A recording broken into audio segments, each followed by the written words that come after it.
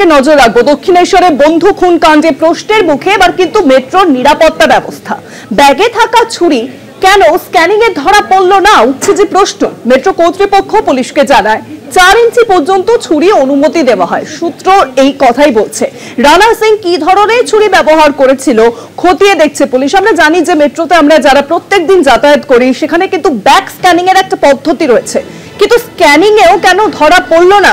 সেই ছাত্রের ব্যাগে, রানা সিং এর ব্যাগে ছিল ছুরি। এখানেই তো উঠছে তাহলে মেট্রো কর্তৃপক্ষের প্রশ্ন, তাহলে কি স্ক্যানিং করা হয়নি? এটাও প্রশ্নের মধ্যে আসছে।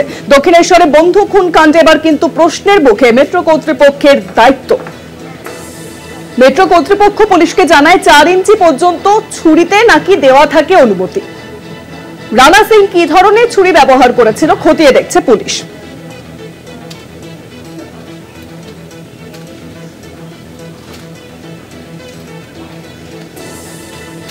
গতকাল যে ঘটনা ঘটে দক্ষিণেশ্বর মেট্রো স্টেশনে, বিবাদের জেরে হাতাহাতি এবং তারপরেই ছুরি দিয়ে কুপিয়ে খুন করা হয় এক বন্ধু। রানা সিং কুপিয়ে খুন করে তার অপর বন্ধুকে, আর এই নিয়েই কার্যত চড়ে পারদ।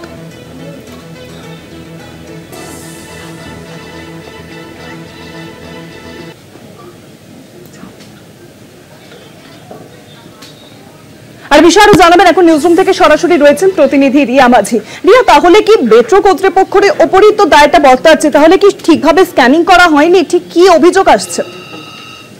একদমই শুভাঙ্গী, একাধিক প্রশ্ন উঠে আসছে মেট্রোর নিরাপত্তা নিয়ে। কারণ আমরা জানি যে মেট্রো স্টেশনে যখন টিকিট কাউন্টার থেকে টিকিট নেওয়া হয় তারপরে সেই টিকিট পাঞ্চ করার আগেই কিন্তু এই মেশিন থাকে যেখানে স্ক্যানিং হয়, যেখানে বডি স্ক্যানিং এরও থাকে এবং একই সঙ্গে যে জিনিসপত্র নিয়ে যাওয়া হচ্ছে সেই ব্যাগগুলোরও কিন্তু থরলি স্ক্যানিং করা হয়। এবং এই স্ক্যানিং এর দায়িত্বে যিনি থাকেন তিনি রীতিমতো বলেন প্রত্যেককে যে যাতে ব্যাগ স্ক্যান করি তারপরে ভিতরে এন্ট্রি নেয় প্রত্যেক যাত্রীরা।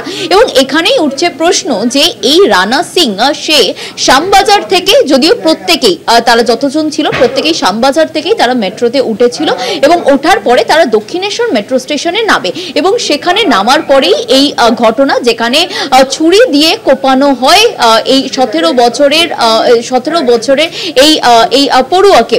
এবং সেই জায়গা থেকে এই মনোজিৎ যাদবকে যখন কোপানো হচ্ছে ছুরি দিয়ে, এখানেই পুলিশের প্রশ্ন যে তাহলে যখন ব্যাগ স্ক্যানিং হচ্ছে সেই সময় কেন এই ছুরি যে তার ব্যাগে ছিল সেটা কেন ধরা পড়লো না? এবং সেই কারণে দক্ষিণেশ্বর পুলিশের তরফ থেকে মেট্রো স্টেশনে কথা বলেছেন এবং কথা বলে এই প্রসঙ্গে কথা বলে জানার চেষ্টা করা হয়েছে যে কি কারণে তার ব্যাগের ভেতরে ছুরি ছিল, সেটা কি স্ক্যানিং এ ধরা পড়লো না নাকি স্ক্যানিংই হয়নি।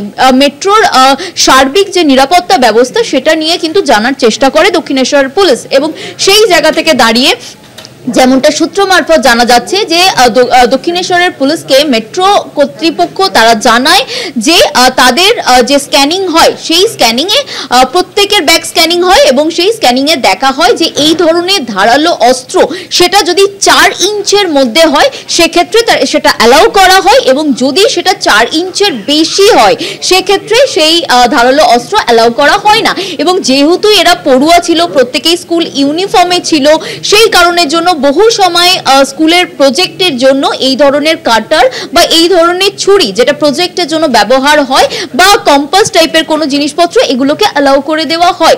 এবং সেই ভেবেই কি তাদেরকে অ্যালাউ করা হলো নাকি ব্যাগ স্ক্যানিংই করা হলো না, এই পুরো বিষয়টা যেমন এই মেট্রো কর্তৃপক্ষ তরফ থেকে দেখা হচ্ছে। এবং একই সঙ্গে যে শ্যামবাজার মেট্রো স্টেশন থেকে তাদেরকে অ্যালাউ করা হয়েছিল ব্যাগ স্ক্যানিং তাদের হয়েছিল কিনা, যেমন মেট্রো কর্তৃপক্ষকে এটা দেখার কথা বলা হয়েছে, সেরকম ভাবেই কিন্তু পুলিশ তারা খতিয়ে দেখছে যে এই যে ধৃত রানা সিং সে কি ধরনের ছুরি ইউজ করেছিল।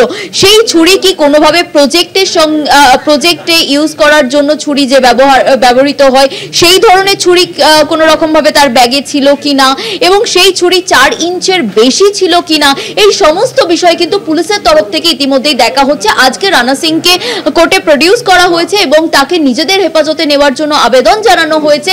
এবং তার এই যে খুনের সময় ব্যবহার করা যে ছুরি, যেই ছুরি নিয়ে একাধিক প্রশ্ন উঠছে, সেটা 4 ইঞ্চের বেশি বড় নাকি ছোট, সেটা কি ধরনের ছুরি, কোন পারপাসে সেই ছুরি ইউজ করা হয়, সেই গোটা বিষয়টা ইতিমধ্যেই দক্ষিণেশ্বরের পুলিশ তারা পুরো বিষয়টি খতিয়ে দেখছে। অনেক ধন্যবাদ রিয়া। নিউজরুম থেকে সরাসরি ছিলেন প্রতিনিধি রিয়া মাঝি।